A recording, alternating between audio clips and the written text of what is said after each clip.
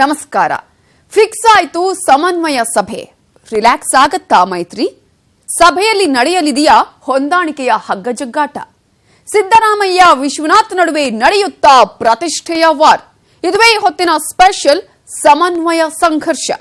ನಾನು ನವಿತಾ ಜೈನ್.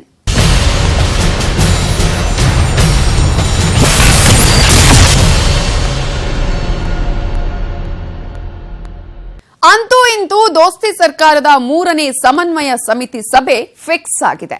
ಈ ಸಭೆಯಲ್ಲಿ ದೊಡ್ಡ ಮಟ್ಟದ ಚರ್ಚೆಗಳು ನಡೆಯೋದಂತೂ ಪಕ್ಕಾ ಆಗಿದೆ. ಹಾಗಾದ್ರೆ ಮಾಜಿ ಸಿಎಂ ಸಿದ್ದರಾಮಯ್ಯ ಸಮನ್ವಯ ಸಮಿತಿಯ ಸಭೆಯಲ್ಲೇ ವಿಶ್ವನಾಥ್ ಅವರೊಟ್ಟಿಗೆ ಮುಖಾಮುಖಿಯಾಗ್ತಾರಾ?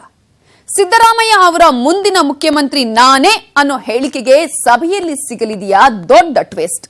ಇಲ್ಲಿದೆ ನೋಡಿ ಸ್ಪೆಷಲ್ ರಿಪೋರ್ಟ್. ಅಂತೂ ಇಂತೂ 3ನೇ ಸಮನ್ವಯ ಸಮಿತಿ ಸಭೆ ಫಿಕ್ಸ್.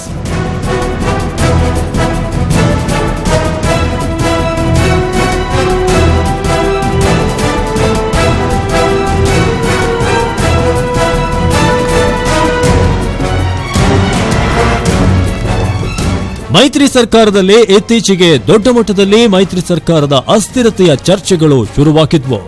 ಮಾಜಿ ಸಿಎಂ ಸಿದ್ದರಾಮಯ್ಯ ನಾನು ಮತ್ತೆ ಸಿಎಂ ಆಗ್ತೀನಿ ಅಂತ ಕೊಟ್ಟ ಹೇಳಿಕೆಯಿಂದ ಹುಟ್ಟಿಕೊಂಡ ಈ ಚರ್ಚೆ ಮೈತ್ರಿ ಸರ್ಕಾರವನ್ನೇ ಮುಳುಗಿಸಿಬಿಡುತ್ತೇನೋ ಅನ್ನೋ ಅಭಿಪ್ರಾಯವನ್ನ ರಾಜಕೀಯ ವಲಯದಲ್ಲಿ ಹುಟ್ಟುಹಾಕಿತ್ತು. ಮೈತ್ರಿ ಸರ್ಕಾರದಲ್ಲಿ ಗೊಂದಲ, ಅಸಮಾಧಾನ ಹೊಗೆಯಾಡ್ತಿದೆ ಅನ್ನೋದಕ್ಕೆ ಸಮನ್ವಯ ಸಮಿತಿಯ ಸಭೆ ನಡೆಯದೇ ಇದ್ದದ್ದೇ ಎಕ್ಸಾಂಪಲ್ ಆಗಿತ್ತು. ಆದ್ರೀಗ ಅಂತೂ ಇಂತೂ ದೋಸ್ತಿ ಪಕ್ಷಗಳ ಸಭೆಗೆ ಮುಹೂರ್ತ ಫಿಕ್ಸ್ ಆಗಿದೆ. ಇದೇ 31ನೇ ತಾರೀಕು ಅಂದ್ರೆ ಶುಕ್ರವಾರ ಸಮನ್ವಯ ಸಮಿತಿ ಸಭೆ ನಡೆಯಲಿದೆಯಂತೆ. ವಿಶೇಷ ಅಂದ್ರೆ ಅವತ್ತು ದೊಡ್ಡ ಮಟ್ಟದ ಚರ್ಚೆಗಳು ಆಗಲಿವೆಯಂತೆ.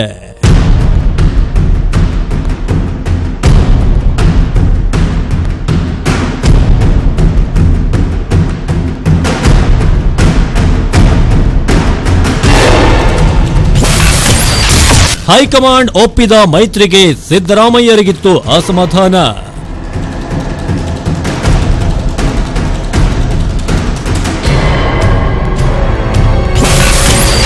ಭವಿಷ್ಯದ ಅನಾಹುತಗಳಿಗೆ ಸಮನ್ವಯದಲ್ಲಿಯೇ ಕಡಿವಾಣ.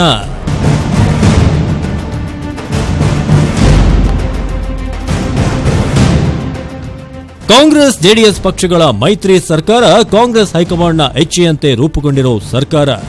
ಈ ಸರ್ಕಾರ 5 ವರ್ಷಗಳ ಕಾಲ ಸುಭದ್ರವಾಗಿ ಆಡಳಿತ ನಡೆಸಿದ್ರೆ ಮೈತ್ರಿಗೆ ಸೈ ಎಂದ ಹೈಕಮಾಂಡ್ಗೂ ಗೌರವ ಅನ್ನೋದು ದೆಹಲಿ ಕಾಂಗ್ರೆಸ್ ನಾಯಕರ ಯೋಚನೆಯಂತೆ. ಹೀಗಾಗಿಯೇ ಸಿದ್ದರಾಮಯ್ಯ ಅವರ ವರ್ಚಸ್ಸಿಗೂ ಮಣೆ ಹಾಕದ ಕಾಂಗ್ರೆಸ್ ಹೈಕಮಾಂಡ್ ಮೈತ್ರಿ ಸರ್ಕಾರ ಮುನ್ನಡೆಯಲು ಬೇಕಾದ ಎಲ್ಲಾ ಸಹಾಯವನ್ನು ಮಾಡ್ತಾ ಇದೆಯಂತೆ. ಆದ್ರೆ ಸಿದ್ದರಾಮಯ್ಯ ಯಾರ ಜಪ್ತಿಗೂ ಸಿಗದ ನಾಯಕನಂತೆ ಆಗಾಗ ಬಾಂಬ್ಗಳನ್ನ ಸ್ಫೋಟಿಸುತ್ತಲೇ ಇದ್ದಾರೆ.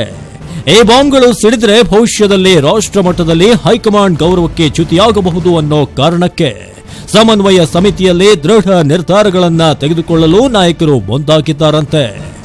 ಸಿದ್ದರಾಮಯ್ಯ ಅವರನ್ನ ಮನವೊಲಿಸಿ ಮುಂದೆ ಯಾವುದೇ ಗಂಭೀರ ಹೇಳಿಕೆಗಳನ್ನ ಕೊಡದಂತೆ ತಡೆಯಲು ಪ್ರಯತ್ನ ನಡೆಸಲಾಗುತ್ತಂತೆ.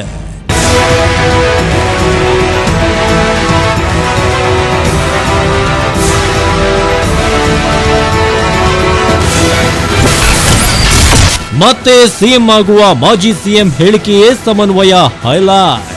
ಇನ್ನೊಂದ್ಸಾರಿ ಬರ್ತೀನಿ ಅಂತ ಅನ್ಕೊಂಡಿದ್ರೆ ಜನ ನನಗೆ ಆಶೀರ್ವಾದ ಮಾಡ್ತಾರೆ. ರಾಜ್ಯ ರಾಜಕಾರಣದಲ್ಲಿ ಗಂಭೀರ ಚರ್ಚೆ ಹುಟ್ಟುಹಾಕಿರುವ ಮಾಜಿ ಸಿಎಂ ಸಿದ್ದರಾಮಯ್ಯ ಅವರು ನಾನು ಮತ್ತೆ ಸಿಎಂ ಆಗ್ತೀನಿ ಅನ್ನೋ ಹೇಳಿಕೆ ಸಮನ್ವಯ ಸಮಿತಿಯ ಸಭೆಯಲ್ಲಿ ಚರ್ಚೆಗೆ ಒಳಗಾಗಲಿದೆಯಂತೆ. ಆ ಮೂಲಕ ಅವರ ಹೇಳಿಕೆಯಿಂದ ಮೈತ್ರಿ ಪಕ್ಷದ ಬಗ್ಗೆ ರಾಜ್ಯದಲ್ಲಿ ಹುಟ್ಟಿಕೊಂಡ ಚರ್ಚೆ ಮತ್ತು ಅನುಮಾನಗಳ ಪರಿಣಾಮಗಳ ಬಗ್ಗೆಯೂ ಕೂಡ ಚರ್ಚಿಸಲಾಗುತ್ತಂತೆ. ಸಿದ್ದರಾಮಯ್ಯ ಹೇಳಿಕೆಯನ್ನ ಬೆಂಬಲಿಸಿದ ಶಾಸಕರ ಬಗ್ಗೆಯೂ ಕೂಡ ಚರ್ಚೆಗಳು ನಡೆಯೋ ಸಾಧ್ಯತೆಗಳಿವೆ.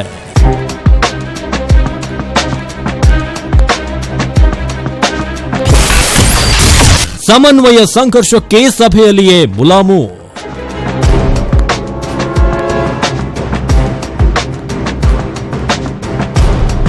ಮಾಜಿ ಸಿಎಂ ಸಿದ್ದರಾಮಯ್ಯನವರ ಹೇಳಿಕೆ ಮತ್ತು ಅದಕ್ಕೆ ಸಿಎಂ ಎಚ್.ಡಿ. ಕುಮಾರಸ್ವಾಮಿ ಅವರು ಪ್ರತಿಕ್ರಿಯಿಸಿದ ರೀತಿ ರಾಜ್ಯ ರಾಜಕಾರಣದಲ್ಲಿ ಒಂದಷ್ಟು ಬೆಳವಣಿಗೆಗಳಿಗೂ ಕಾರಣವಾಗಿರುವುದು ಸುಳ್ಳಲ್ಲ.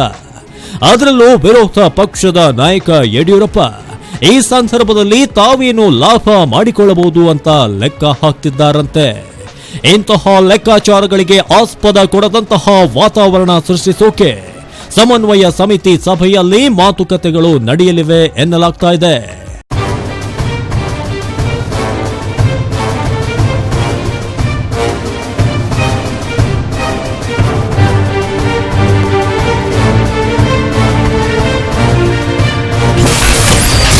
ಎಚ್ ವಿಶ್ವನಾಥ್ ಸಿದ್ದರಾಮಯ್ಯ ಮುಖಾಮುಖಿ ಆಗ್ತಾರ.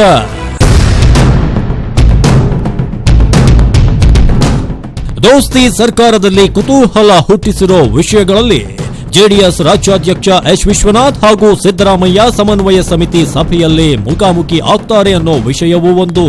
ಕಾಂಗ್ರೆಸ್ ಹೈಕಮಾಂಡ್ಗೆ ಈಗಾಗಲೇ ಎಚ್ ವಿಶ್ವನಾಥ್ ಹಾಗೂ ಕಾಂಗ್ರೆಸ್ನ ಕೆಪಿಸಿಸಿ ಅಧ್ಯಕ್ಷ ದಿನೇಶ್ ಗುಂಡೂರಾವ್ ಅವರನ್ನು ಕೂಡ ಸಮನ್ವಯ ಸಮಿತಿಗೆ ಸೇರಿಸುವ ಬಗ್ಗೆ ಕೇಳಿಕೊಳ್ಳಲಾಗಿದೆಯಂತೆ. ಬಹುತೇಕ ಈ ಬಾರಿಯ ಸಮಿತಿ ಸಭೆಯಲ್ಲಿ ಎಚ್ ವಿಶ್ವನಾಥ್ ಭಾಗಿಯಾಗುವುದು ಅನುಮಾನವಾಗಿದ್ರೂ ಕೂಡ ಹೈಕಮಾಂಡ್ ಯಾವುದೇ ಸಮಯದಲ್ಲಿ ಅಹವಾಲಿಗೆ ಸೈ ಎನ್ನಬಹುದು ಎನ್ನಲಾಗ್ತಾ ಇದೆ. ಹಾಗೇನಾದ್ರೂ ಮಾಜಿ ಸಿಎಂ ಸಿದ್ದರಾಮಯ್ಯ ಒತ್ತಾಸೆಯನ್ನ ಬದಿಗಿಟ್ಟು ಎಚ್ ವಿಶ್ವನಾಥ್ ಅವರಿಗೂ ಈ ಬಾರಿಯೇ ಸಮನ್ವಯದಲ್ಲಿ ಸ್ಥಾನ ಕೊಟ್ರೆ ಅವರಿಬ್ಬರ ಮುಖಾಮುಖಿ ಮೈತ್ರಿಯಲ್ಲಿ ಹೊಸ ಅಧ್ಯಾಯಗಳಿಗೆ ಮುನ್ನುಡಿ ಬರೆಯುತ್ತೆ ಅನ್ನಲಾಗ್ತಾ ಇದೆ.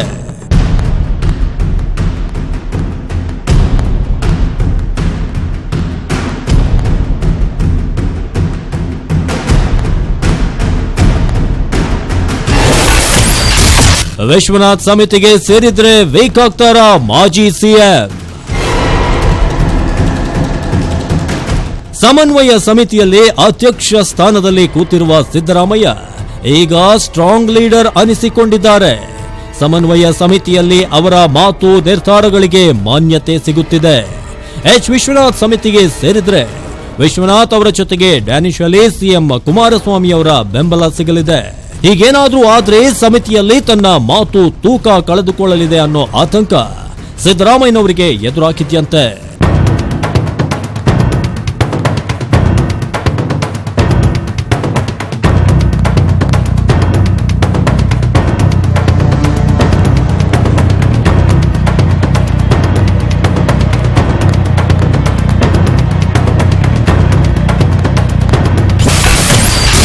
ಸಮ್ಮಿಶ್ರದ ಗೊಂದಲಕ್ಕೂ ಸಮನ್ವಯದಲ್ಲಿ ಬೀಳಲಿದೆಯಾ ತೆರೆ?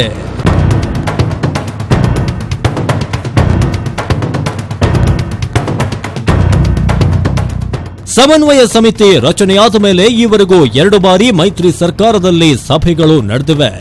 ಈ ಸಭೆಗಳಲ್ಲಿ ಭಾಗಿಯಾದ ಸಿಎಂ ಎಚ್ ಡಿ ಕುಮಾರಸ್ವಾಮಿ ಅವರು ಸಾಲ ಮನ್ನಾ ಬಗ್ಗೆ ಪ್ರಸ್ತಾಪವನ್ನೇ ಮಾಡಿರಲಿಲ್ವಂತೆ.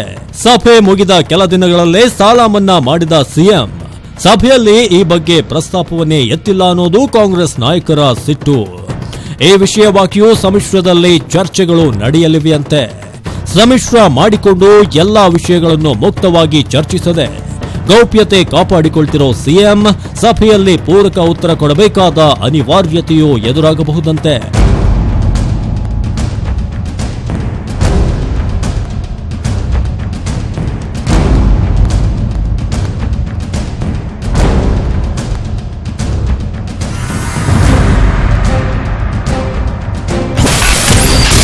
ಮೇಲ್ನೋಟಕ್ಕೆ ಸಚಿವ ಸಂಪುಟ ವಿಸ್ತರಣೆ ಚರ್ಚೆ, ಒಳಗೆ ಅಸಮಾಧಾನ, ಅತೃಪ್ತಿಯ ಆತ್ಮಾವಲೋಕನ.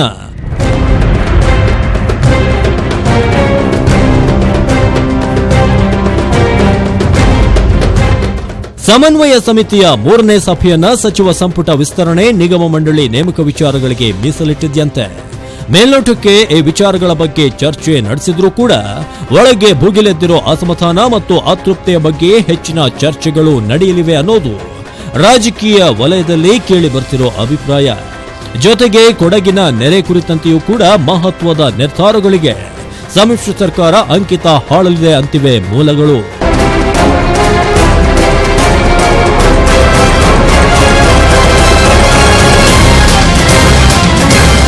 ಈ ಬಾರಿಯ ಸಮ್ಮಿಶ್ರ ಸರ್ಕಾರದ ಸಮನ್ವಯ ಸಮಿತಿ ಸಭೆ ಕೇವಲ ಚರ್ಚೆ ಮತ್ತು ವಾದಗಳಿಗಷ್ಟೇ ಮೀಸಲಾಗಿರೋದಿಲ್ಲ. ಬದಲಿಗೆ ಸಭೆಯಲ್ಲೇ ಅಸಮಾಧಾನ ಹೆಚ್ಚಾಗಬಹುದು, ಬಲಾಬಲದ ಪ್ರದರ್ಶನವೂ ನಡೆಯಬಹುದು. ಹೇಗಂತೀರಾ? Have a look.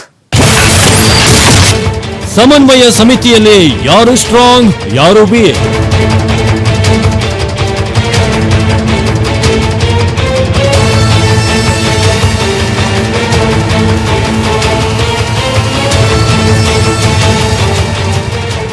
ಸದ್ಯ ಮೈತ್ರಿ ಸರ್ಕಾರದಲ್ಲಿ ಎಚ್.ಡಿ. ಕುಮಾರಸ್ವಾಮಿ ಮುಖ್ಯಮಂತ್ರಿಯಾಗಿದ್ರೂ ಕೂಡ ಇಡೀ ಸರ್ಕಾರ ಗಿರಿಕಿ ಹೊಡಿತಿರೋದು ಮಾಜಿ ಸಿಎಂ ಸಿದ್ದರಾಮಯ್ಯನವರ ಸುತ್ತಲೇ ಅನ್ನೋದು ಹಲವರ ಅಭಿಪ್ರಾಯ. ಇನ್ನು ಸಮನ್ವಯ ಸಮಿತಿಯಲ್ಲೂ ಕೂಡ ಸಿದ್ದರಾಮಯ್ಯ ಅಧ್ಯಕ್ಷ ಸ್ಥಾನದಲ್ಲಿ ಕೂತಿದ್ದಾರೆ. ಆದರೆ ಪರೋಕ್ಷವಾಗಿ ಸಿದ್ದರಾಮಯ್ಯನವರಿಗೆ ಸೈಡ್ ಹೊಡೆಯೋಕೆ ದೇವೇಗೌಡರು ಎಚ್ ವಿಶ್ವನಾಥ್ ಅವರನ್ನ ಪಕ್ಷದ ಅಧ್ಯಕ್ಷ ಸ್ಥಾನದಲ್ಲಿ ಕೂರಿಸಿದ್ದಾರೆ. ಅವರನ್ನ ಸಮಿತಿಗೆ ಸೇರಿಸಲು ಇದೀಗ ಕಸರತ್ತುಗಳು ನಡೀತಾ ಇವೆ.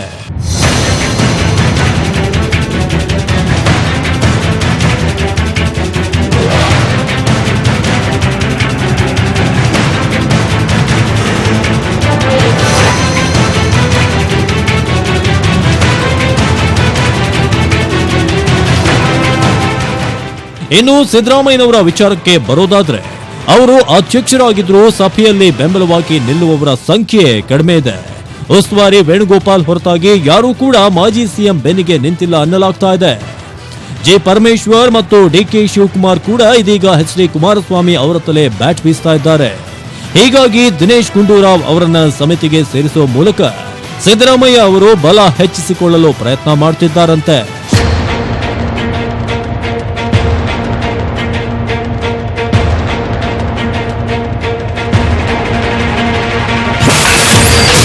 ಸಿದ್ದರಾಮಯ್ಯ ಮಾಸ್ ಲೀಡರ್ ಅಂದಿದ್ದು ಯಾರು ಗೊತ್ತಾ?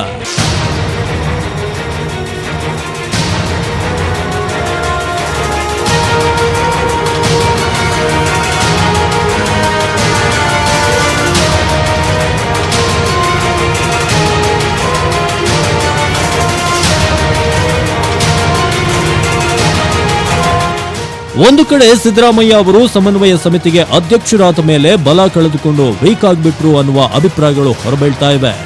ವಿಶೇಷ ಅಂದ್ರೆ ಹೊರಗೆ ವೀಕ್ ಅನ್ನುವಂತೆ ಕಾಣ್ತಿರೋ ಸಿದ್ದರಾಮಯ್ಯ ಒಳಗೆ ಹಾಲಿ ಮಾಜಿ ಸಚಿವರ ದೊಡ್ಡ ಬೆಂಬಲವನ್ನೇ ಹೊಂದಿದ್ದಾರಂತೆ. ಇತ್ತೀಚೆಗೆ ನಾನು ಮತ್ತೆ ಸಿಎಂ ಆಗ್ತೇನೆ ಅಂತ ಸಿದ್ದರಾಮಯ್ಯ ಹೇಳಿಕೆ ಕೊಡ್ತಿದ್ದ ಹಾಗೆ ಅವರ ಬೆಂಬಲಿಗರು ಮಾಜಿ ಸಿಎಂ ಹೇಳಿಕೆಗೆ ದನಿಗೂಡಿಸಿದ್ರು. ಕೃಷಿ ಸಚಿವ ಶಿವಶಂಕರ್ ರೆಡ್ಡಿ ಸಿದ್ದರಾಮಯ್ಯನವರು ಮತ್ತೆ ಸಿಎಂ ಆದ್ರೆ ನಾವು ಅವರ ಜೊತೆಗೆ ನಿಲ್ತೇವೆ ಅಂದಿದ್ರು. ಇನ್ನು ಚಲುವರಾಯಸ್ವಾಮಿ ಕೂಡ ಸಿದ್ದರಾಮಯ್ಯ ಅವರು ಒಂಟಿಯಲ್ಲ, ಅವರು ನಿಜಕ್ಕೂ ಮಾಸ್ ಲೀಡರ್ ಅಂದಿದ್ರು.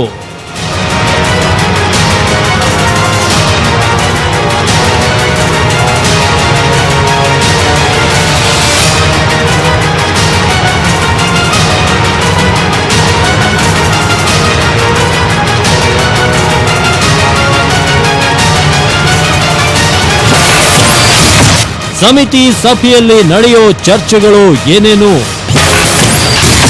ಲೋಕಸಭಾ ಚುನಾವಣೆಯಲ್ಲಿ ಆಗುತ್ತಾ ಮೈತ್ರಿ?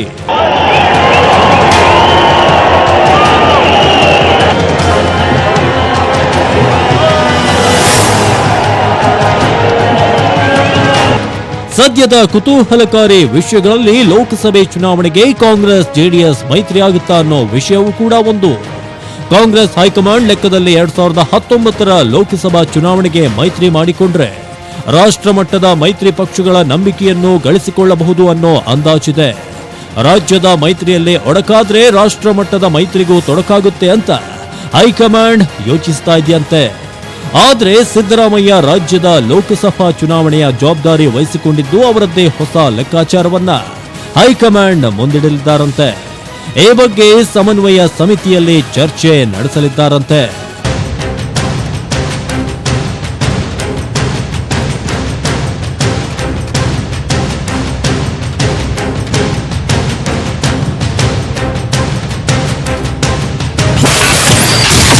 ಲೋಕಸಭಾ ಚುನಾವಣೆಗೆ ಸಿದ್ದರಾಮಯ್ಯನವರ ಲೆಕ್ಕ ಏನು?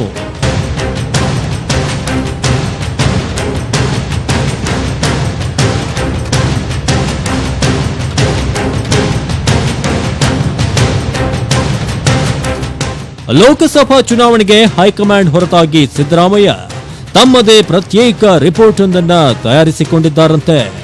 ಜೆಡಿಎಸ್ನಲ್ಲಿರುವ ಕಡಿಮೆ ಸಂಖ್ಯೆಯ ಕ್ಷೇತ್ರಗಳ ಜೊತೆಗೆ ಮೈತ್ರಿ ಮಾಡಿಕೊಂಡ್ರೆ ಫಲಿತಾಂಶದಲ್ಲಿ ಏರುಪೇರಾಗಲಿದೆ. ಬದಲಿಗೆ ಸ್ವತಂತ್ರವಾಗಿ ಕಣಕ್ಕಿಳಿದ್ರೇನೆ ಹೆಚ್ಚು ಲಾಭ ಅನ್ನೋ ವಿಷಯವನ್ನ ಹೈಕಮಾಂಡ್ಗೆ ತಲುಪಿಸುವ ಪ್ರಯತ್ನ ಮಾಡ್ತಿದ್ದಾರಂತೆ. ಬಹುಶಃ ಸಮನ್ವಯ ಸಮಿತಿ ವಿಚಾರದಲ್ಲಿ ಈ ಲೋಕಸಭಾ ಮೈತ್ರಿಯ ವಿಷಯ ಸ್ಪಷ್ಟವಾಗಬಹುದು ಎನ್ನಲಾಗ್ತಾ ಇದೆ.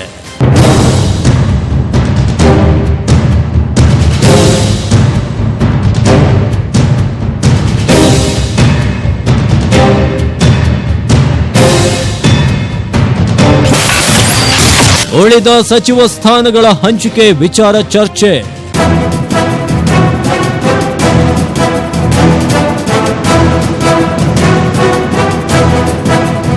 ಕಾಂಗ್ರೆಸ್ ಜೆಡಿಎಸ್ ಎರಡೂ ಪಕ್ಷಗಳಲ್ಲಿ ಈಗಾಗಲೇ ಎರಡನೇ ಹಂತದ ಸಂಪುಟ ರಚನೆಯ ನಿರೀಕ್ಷೆಗಳು ಹೆಚ್ಚಾಗಿವೆ. ಉಳಿದ ಸ್ಥಾನಗಳನ್ನ ಯಾರಿಗೆ ಕೊಡೋದು, ಯಾರನ್ನ ಬದಲಾಯಿಸೋದು ಅನ್ನೋ ಲೆಕ್ಕಾಚಾರಗಳು ಸಭೆಯಲ್ಲಿ ಇತ್ಯರ್ಥವಾಗಲಿವೆಯಂತೆ.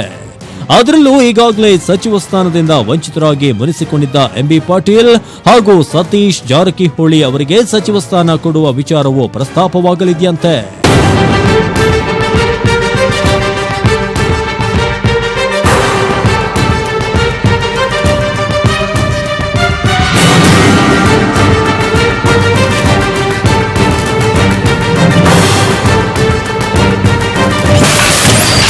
ಕೊಡಗು ನೆರೆ ಪರಿಹಾರ ಮರು ನಿರ್ಮಾಣ.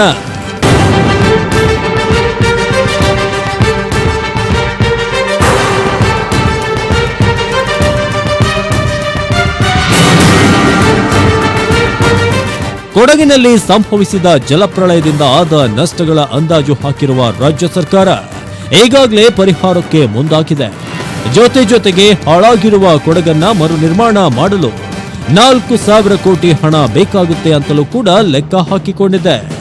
ಈ ಹಣವನ್ನ ಹೇಗೆ ಸಂಗ್ರಹಿಸೋದು ಮತ್ತು ಅದನ್ನ ಸಮರ್ಪಕವಾಗಿ ಬಳಕೆ ಮಾಡುವ ವಿಚಾರವೂ ಕೂಡ ಸಮಿತಿ ಸಭೆಯ ಹೈಲೈಟ್ ಆಗುವ ಸಾಧ್ಯತೆಗಳಿವೆ.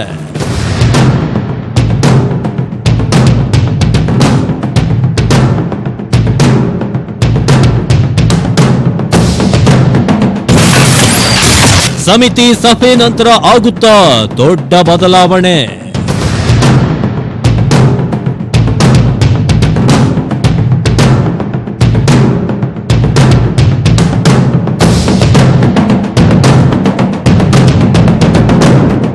ಈಗಾಗಲೇ ರಾಜ್ಯ ರಾಜಕಾರಣದಲ್ಲಿ ಮಾಜಿ ಸಿಎಂ ಸಿದ್ದರಾಮಯ್ಯನವರ ಯುರೋಪ್ ಟೂರ್ ಸುತ್ತ ಒಂದಷ್ಟು ಅನುಮಾನಗಳು ಎದ್ದಿವೆ.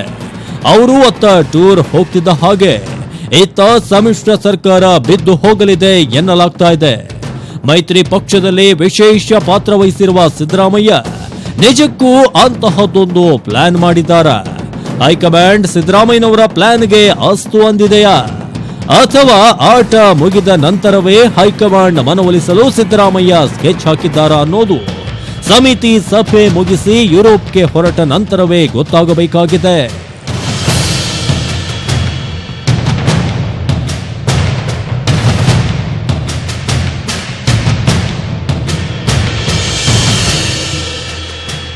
ಒಟ್ನಲ್ಲಿ ಹಾಗೋ ಹೀಗೋ ಮೈತ್ರಿ ಸರ್ಕಾರ ಸಮನ್ವಯ ಸಮಿತಿಯ 3ನೇ ಸಭೆಗೆ ಮುಂದಾಗಿದೆ.